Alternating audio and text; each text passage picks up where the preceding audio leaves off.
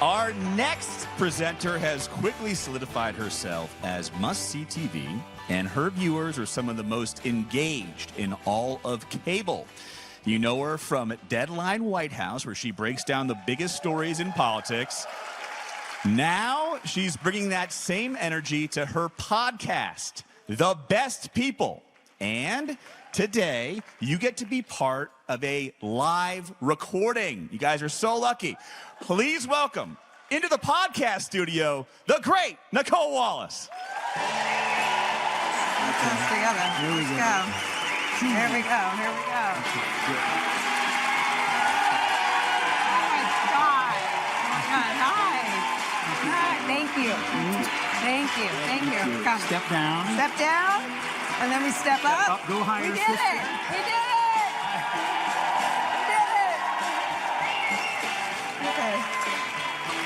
Hi, guys. Wow. This is amazing, right? Wow. It's amazing that you're all here. I barely walked the dog today, and you are all here in the rain. I'm aware every day that we stand on your shoulders, the people who watch us, and so that you're here is huge. Thank you so, so, so much. We'll thank him properly in a second, so hold all that enthusiasm for 1 sec. The concept for adding to our offerings, the Best People podcast, was rooted in having some of the greatest and smartest people in my life in your ears and in your living rooms. I think at the time we didn't know they'd also be on your TV screens, so sorry. But the greatest of the great is someone we saved for today's audience. Martin Sheen isn't just one of the best people that I know. He's the best of the best.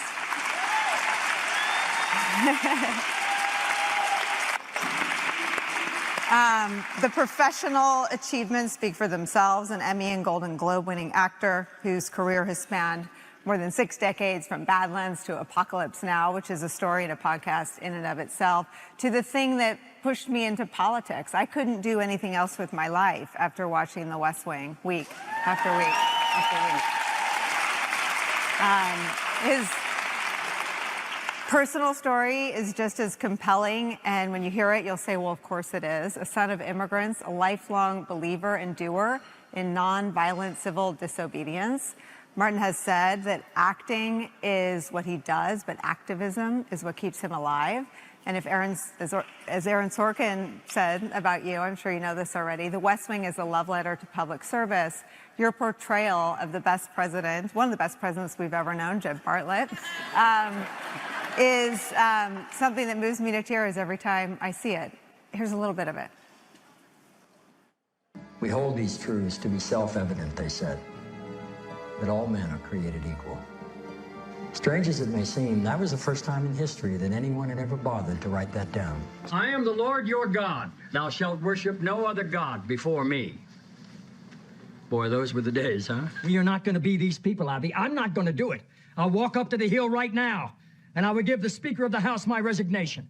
The House isn't in session. You want to see me get on the phone and put it in session? If fidelity to freedom and democracy is the code of our civic religion, then surely the code of our humanity is faithful service to that unwritten commandment that says we shall give our children better than we ourselves receive. One last thing. While you may be mistaking this for your monthly meeting of the ignorant tight-ass club, in this building when the president stands, nobody sits.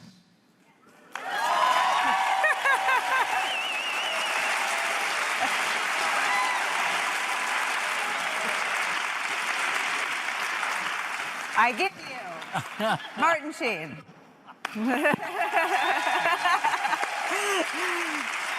So. Who was that guy? Oh, we miss him. Thank you for being here. Thank you for being a guest on the Best People podcast. And thank you for being here with the most important people in our MSNBC family. I think that one of the stories I wanted to ask you to tell is we're joined together right through the airwaves, and now, lucky for me, also through the podcast waves. But we're in a physical place, and that's such a big deal. For people to come here is such a big deal. And one of your first acts of bringing people together for justice happened here in Times Square. Will you tell us that story about bringing together Barbra Streisand and Sammy Davis and almost meeting Martin Luther King? All right. Well, I was on Broadway in a 3-character play called The Subject Was Roses, and we were playing. Okay, thank you. Most of the people that saw it are dead by now, but I'm glad that some of you have survived. Thank you. So we started at the Royal Theater, and we moved to the what was called at that time the Little Theater off Times Square. It was at 43rd Street near 8th Avenue, and it was called the Winthrop Ames, and it had a 600-seat house. And we were really the only drama on Broadway, and we were doing very, very well, thank heaven. And so the night of March 7th, 1965, Selma happened, and the attack at the Pettus Bridge and the brutal assault on the peaceful protesters who were starting a march to Birmingham.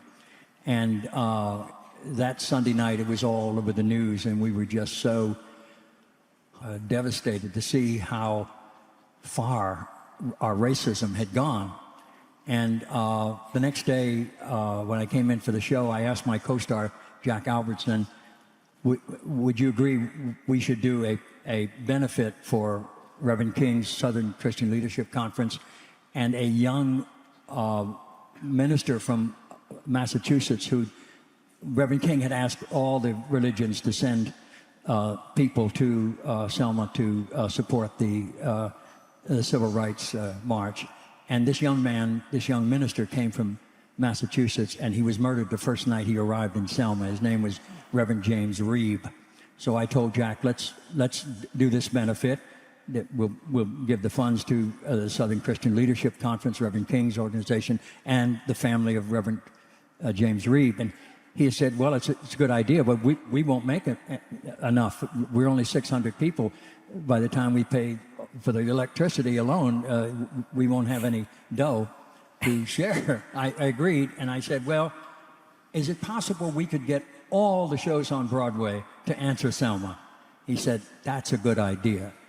Let's go and see the only guy who could possibly make that happen on Broadway, Sammy Davis Jr., who was playing at that time at the Music Box in a hit show called Golden Boy. So the following Saturday, we went to his dressing room, and between matinees, and we waited, and he received us, and we told him our story, that we believed that Broadway really has to step up and answer Selma. He listened, and he thought it was a great idea, and he said, the only thing I don't like about your idea is I didn't think of it. So before the evening was over, he had sent telegrams. Remember, in those days, there was no cell phones, and it was hard to communicate with people, but telegrams were instant response. And so he sent telegrams to every show on Broadway, including Barbra Streisand, who was a huge hit at that time in Funny Girl. And Maurice Chevalier was doing a one-man show on Broadway. And he said, everybody send a representative to Sardi's that night, that same Saturday night, and we'll organize a committee for Broadway answering Selma. And that's what happened. So this committee was formed, and I believe it was less than 4 weeks later. I arrived for rehearsal at the theater. We did it at the Music Box. And Ethel Merman was rehearsing with the orchestra, but I have no memory of her playing that night. I don't know what happened at rehearsal, but and she didn't appear on the program. So if anybody knows what happened to Ethel Merman that night, please let us know. At any rate, we were doing a scene from The Subject Was Roses. It was taking about 12 minutes. Stage manager said, okay, you guys will be in the second act. We said, oh, that's great. We'll be able to watch the first act. So the show began with Sammy Davis coming out on stage. And he said, ladies and gentlemen, welcome to Broadway Answers Selma. Oh, and by the way, please welcome Martin Luther King Jr. Nobody knew he was in the house. And he was in the first box seat right here. He was that close, and he stood up, and he looked like he was surprised. He kind of looked askance at Sammy, you know, how could you do this to me? Anyway, he stood up, and he took a brief bow, and he sat back down. The audience was not having it. They were on their feet yelling, bravo, bravo. And he stood up again, and and took a short bow, and no, he sat down, and they were not having it. They stood up a third time. And he finally got up, and he just held his heart, and he bowed. And then he begged everybody, to sit down and start the show, and they did. And the first show, as always does in benefits, it was a bit longer, so it went on for 2 hours. And meanwhile, we were waiting backstage, and the stage manager came and said, "We're terribly sorry. We're going to have to cut your scene. It's just taking too long." I said, "That's okay." Sammy came back and said, "I'm really sorry we have to cut the scene, but we really are running late." He said, but he looked at me and he said, "Could you help me out backstage? It's very dark back there. Some of the older folks are having trouble finding their seats in the dark before they go." I said, "I'd love to." So that's how I ended up backstage. And Act 2 started. Sammy was out dancing on the stage and singing a song. And I was backstage. Maurice Chevalier came in stumbling around. And I said, "Over here, sir." And I got him a chair, and he's seated here. And the light that was lighting Sammy on stage was filtering backstage. And I felt a presence just here, maybe 10, 12 feet away, and I looked. Reverend King was standing there, alone, with his hands in his pocket, and he was just looking out on stage. My heart started to pound, and I thought, "Oh my God, get the blessing." And the other part of me said, No, don't bother him. He's late, he's wanting to go home and so forth. He's just come to say goodnight to Sammy. Leave the man alone. No, get the blessing, get the blessing. No, don't trouble the man. Look, he's tired. It's a late night. My God, he was, here with us all night. Nobody even knew he was there. And before I could make up my mind, Sammy came off stage and walked right up to him. He knew he was there, hugged him, led him to the stage, the stage door, and he left, and I never saw him. That was April 4th, 1965. Exactly 3 years later, he was slain in Memphis. I never met him, but I told that story to Oprah Winfrey when I was playing the federal Judge Johnson that heard the case that finally allowed the march to Birmingham to continue. And the name of that film is called Selma. Yeah.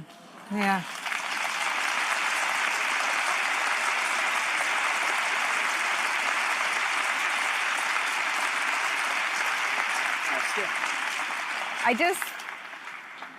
just wanted to put us all in a place together, because I feel like one of the ways the good guys lose is if we don't see each other and feel connected. And you've always been a convener. You've always stood by people doing the work. You didn't even get to meet your hero, right? But you put this night in motion. Yeah. And it's probably a better story that I didn't meet him. He'd probably still be there listening to me. I adored him. We kind of crawled out of the 60s. We lost Reverend King. We lost John Kennedy, his brother Robert. We lost Medgar Evers. We lost Malcolm X. We lost all the heroes and the martyrs. But we came out absolutely dedicated to serving lost causes. Lost causes are the only causes worth fighting for.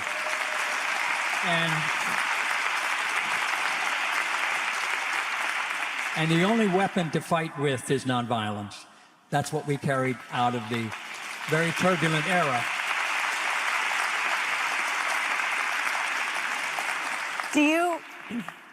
I asked Joan Baez this question because she, if you haven't watched it, go watch her sing at the march on Washington. And I asked her about that day and about that moment, and she said, this is worse. And she said, because we had each other, and we had Martin, we had the music, we had the culture, and we had each other, and we were physically together. She said, this feels worse. Does this moment feel worse to you? It does, because it's scarier. Actually, since 9/11, arrest on federal property can bring an automatic 6 months. So you have to be really, really careful, and you have to go as a community. You can't go by yourself. Or if you want to go by yourself, create a community and take them with you, because you have to demonstrate in many cases that one heart with courage is a majority, because sometimes that's all you've got to go on is where you're led. But I'm convinced of this, that those people in opposition to where we're at these days admire that kind of courage more than anything else. They can't show it, but they sure as hell admire it. And it either brings their own humanity to the fore or their anger and their jealousy, and they try to destroy it. Like that reverend who was standing with his arms out the other day and was obviously, clearly not a threat to anyone. In Chicago. He was praying in Chicago, and the guy shot him in the head. Whoever shot him in the head with that missile has a real problem with his own humanity. I think one of the reasons why so many of the soldiers and the ICE folks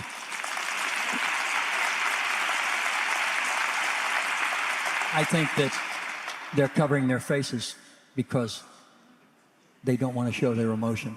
They don't want to show that they're not proud of what they're doing, particularly when they're dealing with mothers and children and undocumented people who are of no threat whatsoever.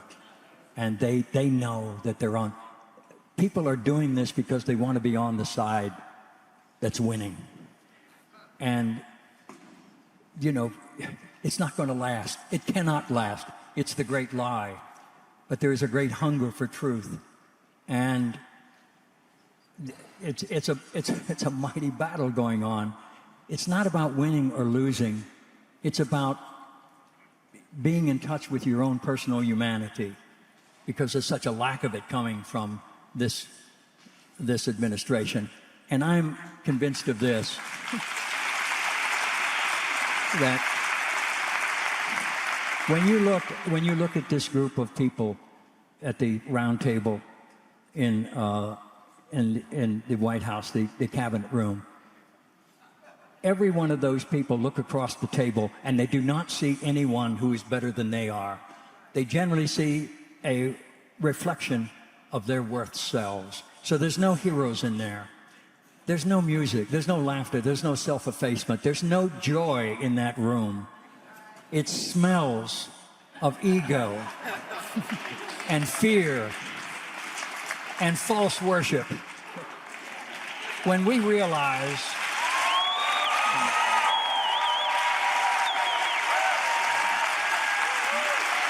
and this, I'm going on and on. And you look in that room, and there's a young man named Robert Francis Kennedy, Jr.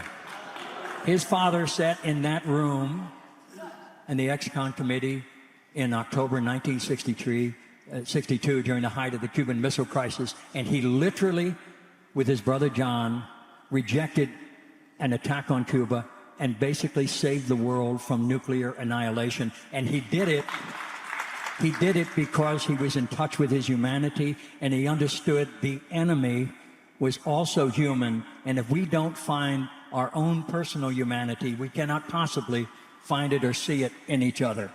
And so we have to look, you know, we have to start our own journey with realizing our true selves, and that takes a lot of work.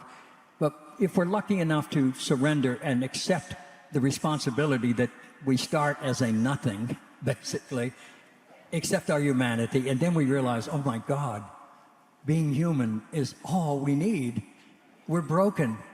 It's beautiful brokenness, because if you weren't broken, nothing could get in to change you. Whether you believe in the one, the other, God, it doesn't matter. The Spirit cannot get in you unless there's an entrance point. Our egos prevent it so often. But when you allow that to happen and you're vulnerable, then you begin to realize, oh, being broken is human. It's blessed. It's beautiful. So I have it like there's the BBB, that's the Better Business Bureau. But if you apply it to your humanity, you're beautifully blessed and broken. All of us are. So the big guy in the White House, if he would take some personal advice, you've got to realize, sir, that you are the biggest nothing in the world. And sir, you stop there. You stop listening to all these people around you, these sycophants. who are encouraging you to be your non-human self. Get in touch with that humanity. Stop fussing with your hair. And don't worry about your tie. And stand up straight and speak clearly, not from your throat. Speak from your heart. And start being human. That's what you were made for, not golf. So there you are, Mr. President. With all due respect, sir.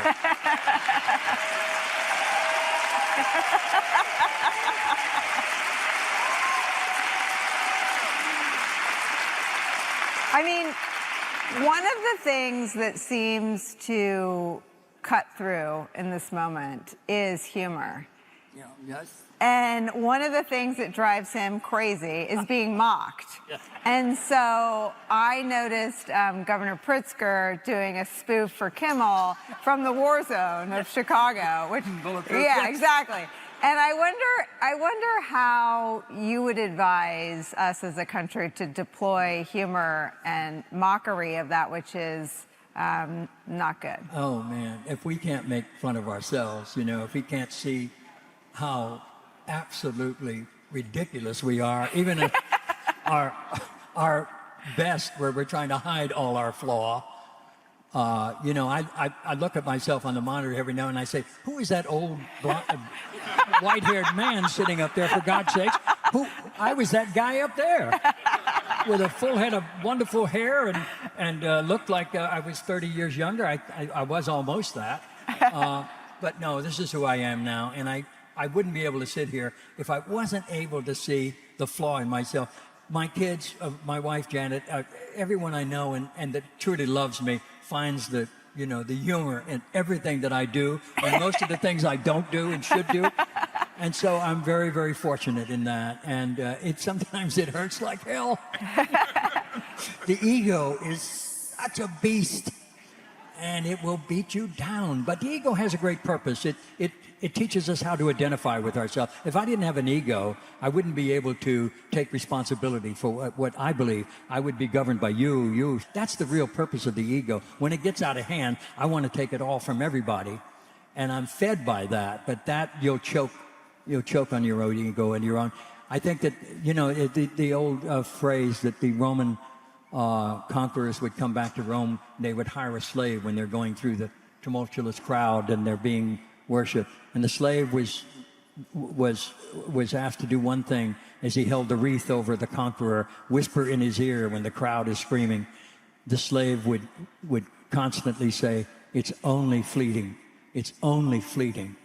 It's only fleeting. This administration is only fleeting. It's only fleeting. It's only fleeting."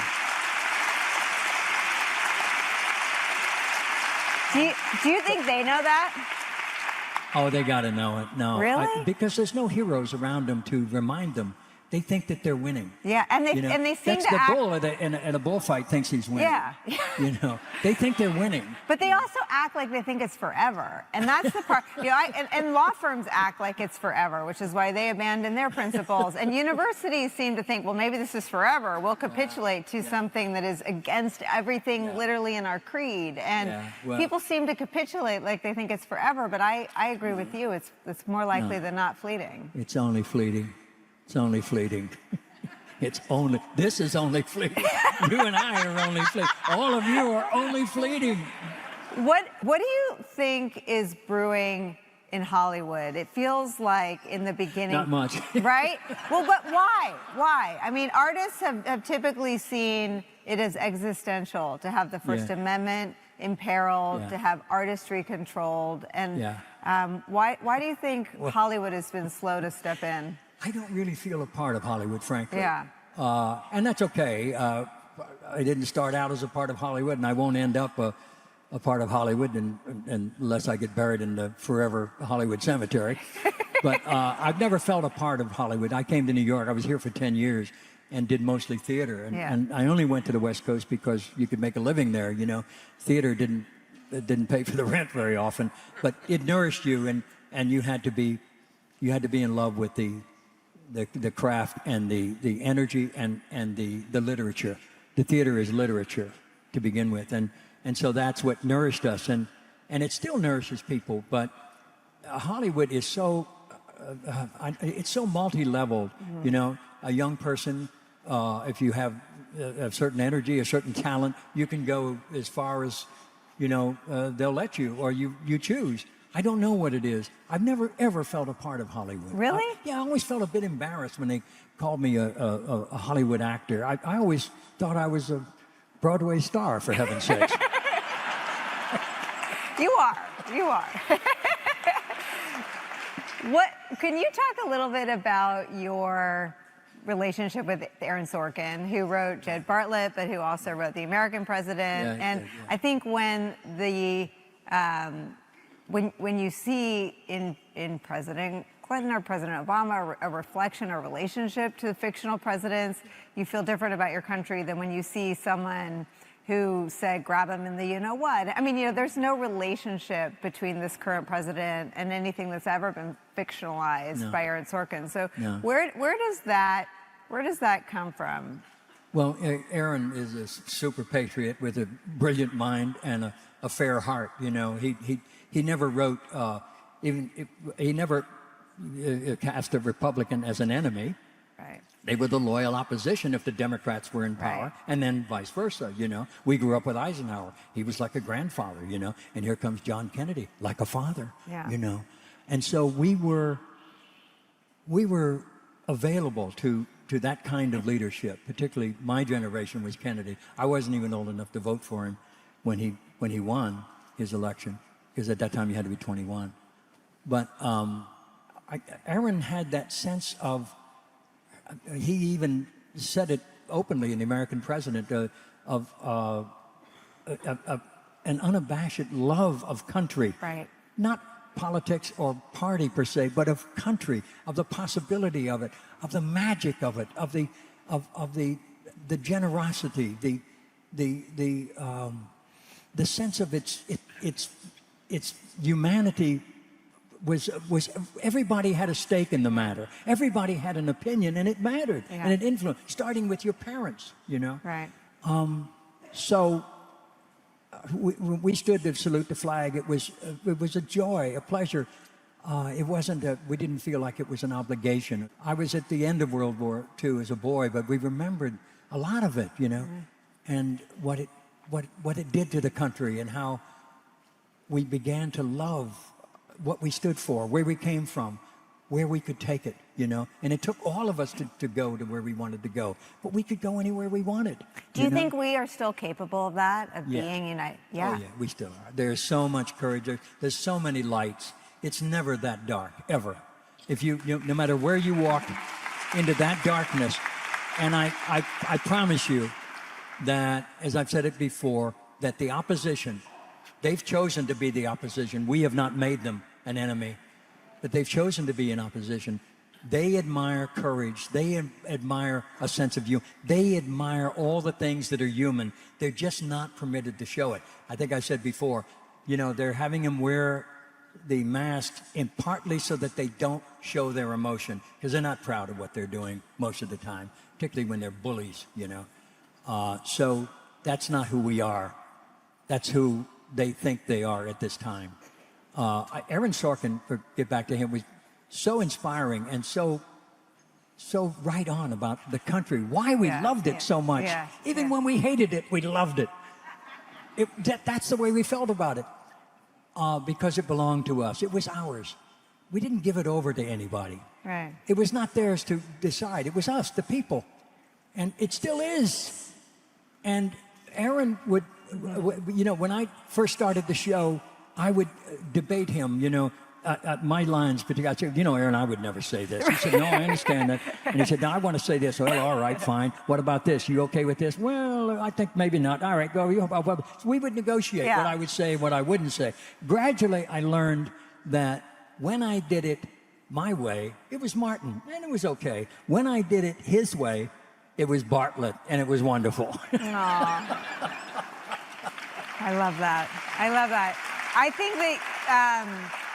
think that people feel nostalgic again for, right? Do you feel that? Do you feel very much Do you so, feel like yeah. people, because I think it's an iconic show. I think you met Anna Meister. I work in politics because of watching C.J. Craig. I wanted to be C.J. Craig. And I think that when things feel off there, people crave that character in that show even more. Well, remember, we had Lawrence O'Donnell. Well, I think we have Lawrence O'Donnell. Is he in the building? I don't know. Maybe we'll see him. We had the great Lawrence O'Donnell. You asked.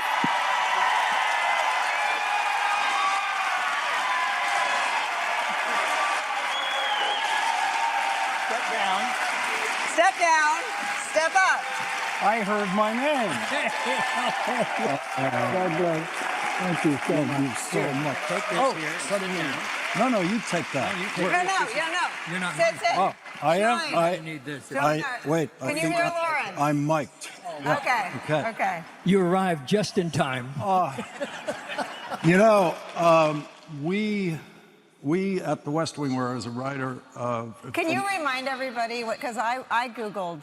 You were an executive producer. You were a writer. A lot of What's the people were most executive famous producers. Episodes, Yeah. The most famous episode you wrote, right? Can you just give us your I West wrote a bunch of them in the later years, especially. But I was there from the very beginning. I was beginning with episode 2 because Aaron wrote the pilot alone, and you guys did it without any writing staff. But then we came in for that first. We met at the first table read of episode 2, and then I was there right through to the end of the show. And what I'm so thrilled about you experiencing here today with this guy is that you're getting a feeling that I've never really been able to explain to people about what it was like to go to work with him every day. You know, to be in the presence of this generosity and grace and goodness and wisdom every day. We had a leader.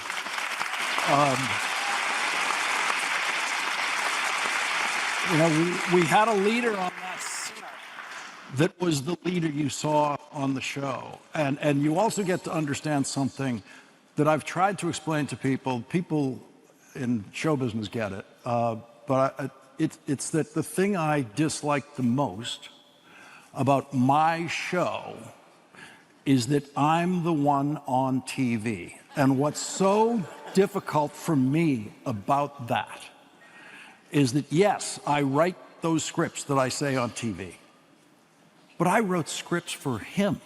I wrote scripts and handed them to him and to Allison Janney and to Brad Whitford and to so many great actors, Alan Alda and Jimmy Smith.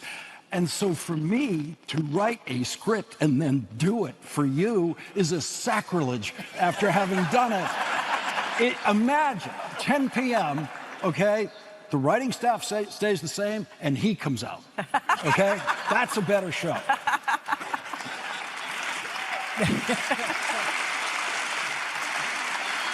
That's totally not true to begin with. And for some of you who have not watched the show or don't know, he actually played my father in one episode. But I wasn't fortunate enough to be the actor at the time. They got a younger version of me, and they had an argument in the scene, and he had to smack him. He nearly knocked the kid out. So I felt he was trying to get back at me. But everything he said about me is a reflection of himself. We had an authenticity that was not possible without Lawrence O'Donnell. Not just his work with Senator Moynihan here in New York, but he understood the Senate and the House. He understood the executive branch and all the divisions that are supposed to exist between them. And he brought that with, and he brings it every night but Friday, incidentally. How do I get that Never schedule? mind, it's all right. Can I ask both of you a question about the enduring? This is what we were starting to talk about. It's not just the enduring connection that I think fans have to the West Wing.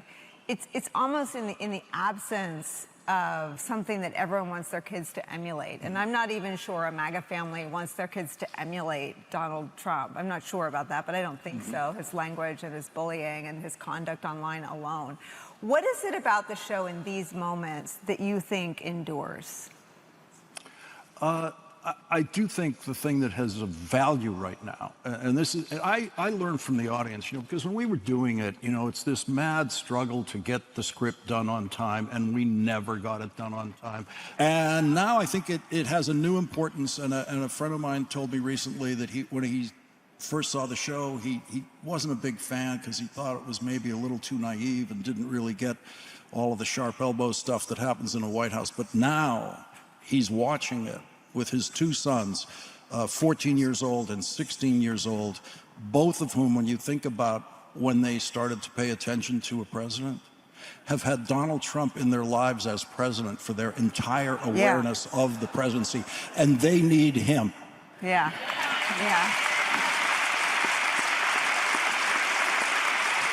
Well, it's not. No, it's not me. I'm too old. They need Bartlett. But as I say, the credibility that Lawrence brought to the show every single time was impeccable. Nobody could challenge his knowledge and his love of the process, his love of the U.S. Senate. Particularly, we heard you talking about it the other night when you were interviewing Senator Whitehouse and so forth. But the love of the Senate and the process of how it works, and on all the other branches as well, that credibility was the foundation that kept us afloat, that kept us above, because we knew what we were doing was legal, was honest, and was also the truth, but it was equally entertaining. Because a lot of people didn't know how things actually work in politics. But this gentleman knew, and the only, I wouldn't say criticism of any of, I always say program. I never want to say show, because show is something that goes on in the Oval. Program is what goes on at MSNBC. That's right. Lawrence, I'm so glad you came out here with us. There's only one person who could get me up at this hour on a Saturday morning. Well, It's my fault. Sorry. we'll hear about it later. Thank you, all of you. I'm so happy that you're all here. I'm so happy you got to see Martin Sheen. So happy you had and Lawrence O'Donnell. Thank you. Thank you, guys. Thank you. Thank you. Yeah. By the way, Martin really had no idea that I was going to be here. Had no idea. I almost blew it, too, because we were talking about you. And, yeah, anyway, you were here for something special with them. Thank you so much.